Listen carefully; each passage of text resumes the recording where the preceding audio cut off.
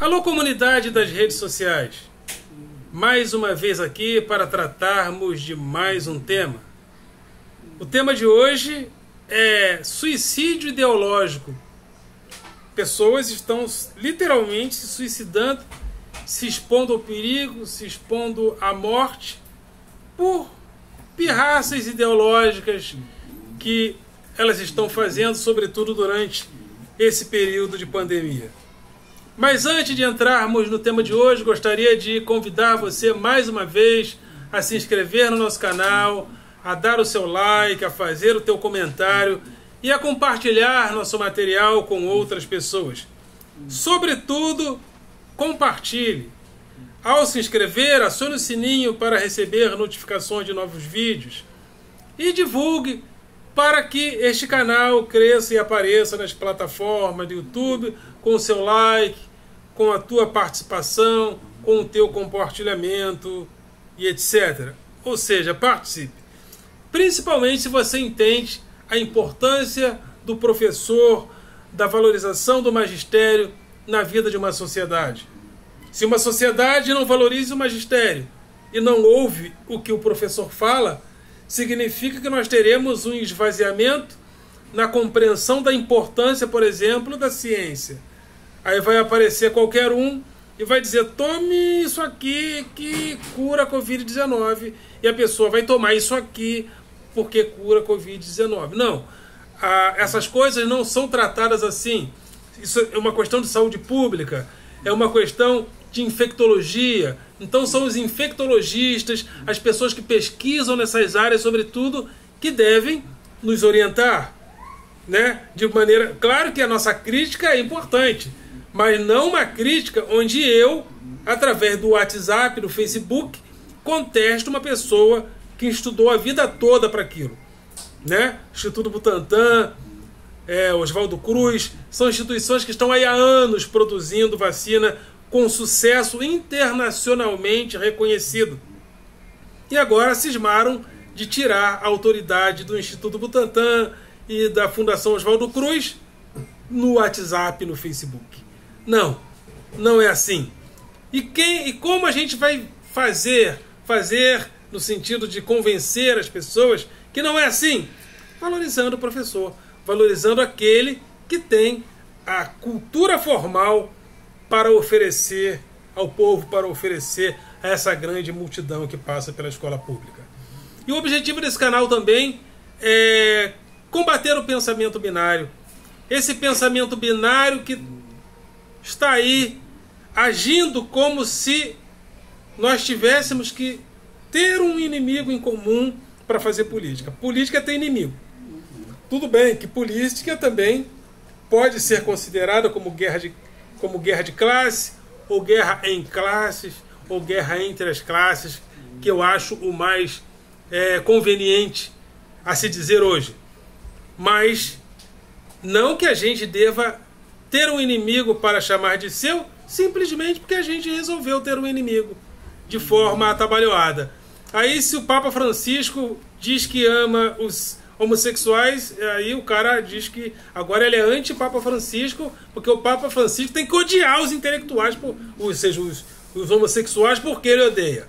Aí a justiça solta alguém porque um determinado juiz meio atabalhoado fez coisas erradas, agora eu sou contra esse juiz, agora eu sou contra o STF, e as pessoas vão criando inimizades gratuitas, sem muita fundamentação racional, científica, filosófica, política. Simplesmente as pessoas se tornaram binárias e criaram inimigos para chamar de seu, sem uma fundamentação mais razoável. Ok? Então vamos ao tema de hoje, que é o tema suicídio ideológico. Hannah Arendt, no seu livro sobre o totalitarismo, ela dizia que em determinados momentos da história humana, determinados sistemas políticos assumem o poder de gerir um povo, uma nação, mas sem a participação das pessoas, ou seja, as pessoas devem ir cuidar das suas coisas, enquanto os responsáveis pela gestão cuidam das coisas do Estado, das coisas públicas. E isso aconteceu muito no totalitarismo, no nazifascismo, nas ditaduras do Cone Sul, nas ditaduras do século XX, ou seja, no totalitarismo, sobretudo. Porque o totalitarismo entendia que o governante era o pai da nação, um homem a ser literalmente cultuado. E o povo deveria ir para casa cuidar das suas coisas, cuidar dos seus afazeres, sem se envolver diretamente na política. E a polícia e o exército era também colocado para conter a participação popular. Então, ou seja, esses governos não deveriam ter nenhuma participação popular. E Hannah Arendt faz uma crítica sobre essa forma de governo no seu livro, no livro que ela escreve sobre o totalitarismo. Só que agora a gente está vivendo uma nova fase dessa maneira particularista de cuidar da política. Porque ao invés das pessoas fazerem os seus protestos políticos no sentido do bem-estar de todos, no sentido das melhorias da qualidade de vida, no sentido da nação ter uma convivência melhor, mais pacífica, mais politicamente harmônica ou desarmônica no sentido das divergências, mas as divergências também fazem parte do ambiente político, as pessoas estão fazendo pirraça. Pirraça política. Eu não quero usar máscara. Eu quero acumular. Eu quero ir pra festa. Porque eu sei livre. Eu sei livre. É assim que as pessoas estão. Ou seja, ao invés de cuidar de questões políticas relevantes, as pessoas estão fazendo pirraça política. Pirraça política porque nós temos hoje um governo que é reativo, ele faz pirraça. Ao invés de fazer política com P maiúsculo.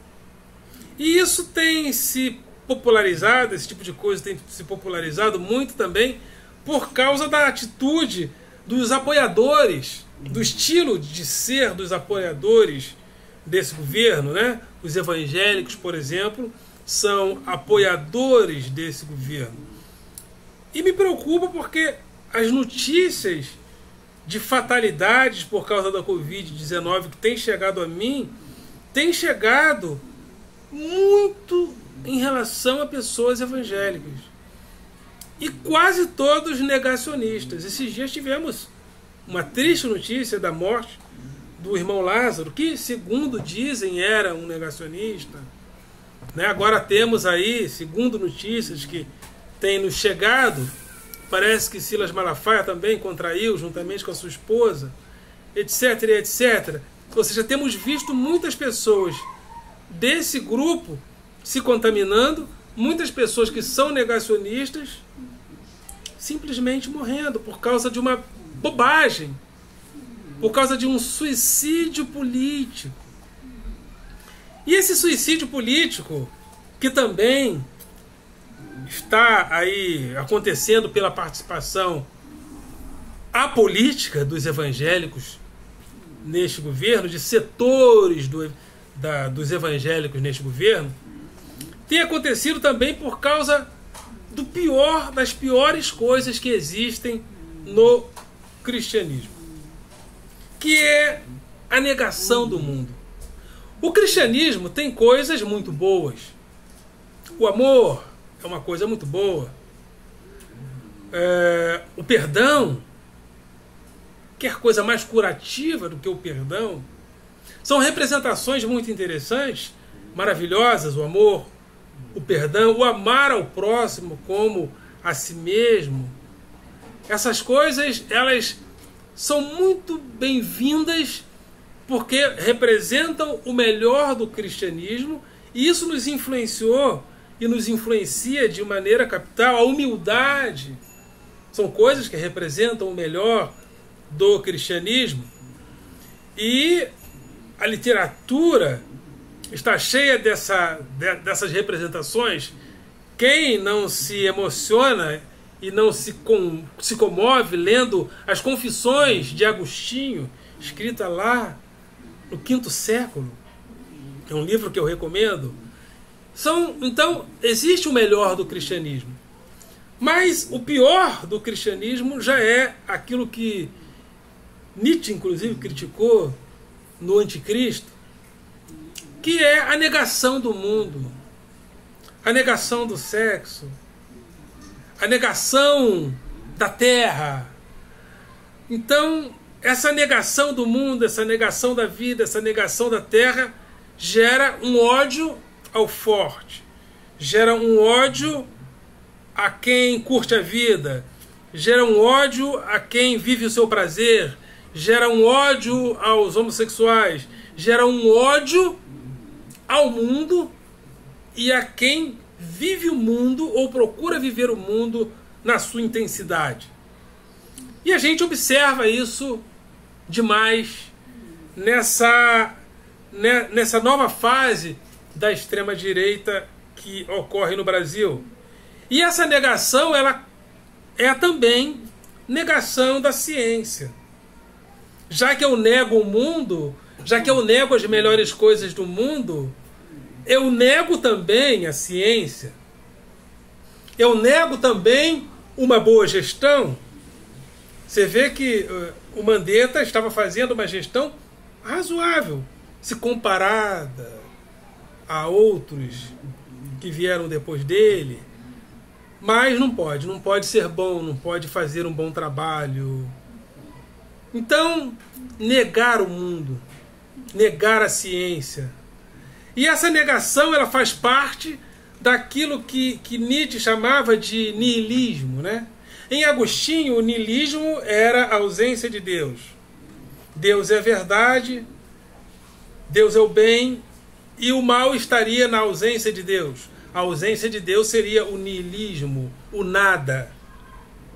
Mas Nietzsche, ele demonstra como a cultura judaico-cristã, na sua pior versão, aí eu coloco um algo meu, porque para Nietzsche a cultura judaico-cristã é ruim em todos os sentidos. Eu não penso desta maneira, mas eu penso que existem coisas na cultura judaico-cristã que foram distorcidas do seu lugar de origem, do seu lugar mais louvável, eu diria assim, do seu lugar mais louvável, e foram sendo transferidas para o nihilismo, a negação. A negação não de Deus, mas a negação do mundo, porque o mundo de verdade seria espiritual. O mundo do bem seria o céu. Então eu nego este mundo, eu nego a terra, eu nego a ciência, eu nego o amor, eu nego o prazer, eu nego o sexo e vou formando esse sentimento de ódio que na realidade não é nada mais e nada menos que um cristianismo vivido sem amor. Porque o que é o nihilismo deste momento que nós estamos vivendo? Nós estamos vivendo um momento nihilista de um cristianismo onde eu vivo o cristianismo sem amor. Eu sou cristão, mas eu não amo. Eu sou cristão, mas eu acumulo, porque teoricamente Deus vai me proteger. E se Deus me proteger, mas eu ficar por aí espalhando perdigotos e o meu perdigoto matar o outro? Que se dane. É o cristianismo nihilista. Ou seja, é um cristianismo que nega o amor. E comparações eu posso fazer, porque essa comunidade chamada evangélica, chamada cristã, que se associou ao governo Bolsonaro, olha, é a pior versão cristã que eu já vi e já ouvi na face da terra. É literalmente o nihilismo do século XXI no Brasil. É o cristianismo sem amor mesmo. E parece que há uma intenção de divulgar a ausência do amor. É um cristianismo do ódio mesmo, né? Então, essa negação é tão grande que esses dias eu vi um grupo em frente ao Palácio do Planalto cantando cloroquina, cloroquina. Cloroquina lá do SUS. Eu sei que tu me curas. Em nome de Jesus. Ou seja, antigamente, quem curava, pelo menos em relação aos meus parentes, que sempre foram evangélicos, eu ouvia dizer que quem curava era Jesus. Agora quem cura é a cloroquina lá do SUS, em nome de Jesus. Então, eu chego à conclusão de que Jesus morreu e depois do terceiro dia deram cloroquina para ele e ele ressuscitou. Eu imagino que Jesus chegava nas aldeias do tempo dele, eu te curo em nome do meu Pai que está nos céus, dava cloroquina e a pessoa era curada. Ou seja, um nihilismo total, uma negação total, porque isso não é só a negação do mundo, da ciência, isso é a negação do próprio cristianismo na sua essência. E o que é o que é o cristianismo nihilista do Brasil do século XXI? É esse cristianismo sem amor de Silas Malafaia e companhia limitada. Então, é nessa situação que nós estamos. Nós estamos vivendo um cristianismo sem Deus, e isso está resultando numa série de evangélicos espalhadores de perdigotos, de coronavírus. Eu imagino, eu penso que isso esteja acontecendo. Porque são muitas e muitas as notícias que têm chegado para nossa família. Minha mãe sempre me dá as notícias, e a maioria esmagadora dos que eu conheço que estão pegando Covid-19, que estão até morrendo, né, quando eu tive contato, eram Bolsonaro e negadores, né, negacionistas. Ou seja, estamos vivendo esse momento que eu chamo de suicídio, né? Política suicida. Participação política suicida. Agora, o que leva uma pessoa a arriscar a sua própria vida por causa de uma ideologia suicida, onde ela coloca em risco a ela, a seus filhos, os irmãos da igreja, os seus vizinhos, os seus parentes. Dizem, né, a notícia que chegou agora é que o chamado pastor Silas Malafaia está com Covid-19, juntamente com a sua esposa. Tomara que isso recupere. A grande maioria das pessoas não desenvolvem a doença até a sua fatalidade. Então, pastor Silas Malafaia e a sua esposa daqui uns dias estarão de volta às suas atividades. Se afastaram, com certeza. Pelo menos acho que, pelo menos pelas notícias que nós recebemos, eles pegaram. Mas, segundo as informações que chegam, eu não ouço o Silas Malafaia porque eu tenho preguiça. Não dá. Eu, sinceramente, não dá. Então eu quase não ouço. Mas eu creio que, pelo que eu já ouvi, dizem que ele é defensor do uso de ivermectina, de tratamentos alternativos. Mas o que eu mais tenho visto é que, diante de um quadro como esse, que o objetivo principal é combater a Covid-19, o objetivo principal dele é defender o Bolsonaro para que ele não caia. Tudo bem que a pessoa entenda que o Bolsonaro não deve cair, mas o objetivo principal agora é salvar as vidas, para que as pessoas não morram. Esse é o objetivo principal. E esse cristianismo nihilista,